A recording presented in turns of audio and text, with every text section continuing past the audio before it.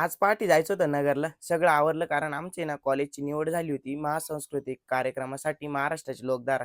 मग पप्पांनी इस्त्री करून दिली, बॅग-बिग भरली आणि म्हटलं गाडीवरती आता कॉलेजला जाऊ. कॉलेजला आल्यानंतर सगळी पब्लिक एकदम एक्साइटेड होती. कारण आमची निवड झाली आणि डान्स म्हणजे महाराष्ट्राची लोकधारा सादर करायची होती. आहेर पाहुण्यांना म्हणलं, "हाय करा जरा."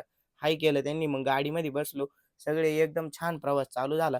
कारण तिथं जाऊन आम्हाला ड्रेपरी चेंज करून मग परत परफॉर्मन्स करायचा होता. मग बस एकदम भारी आणि बसमध्येच सगळ्या पोरांना चहा दिला आणि फायनली पोहोचलो आणि स्टेज एवढं मोठं आणि पब्लिकला ऑडियन्ससाठी बसायला खूप मोठी जागा होती.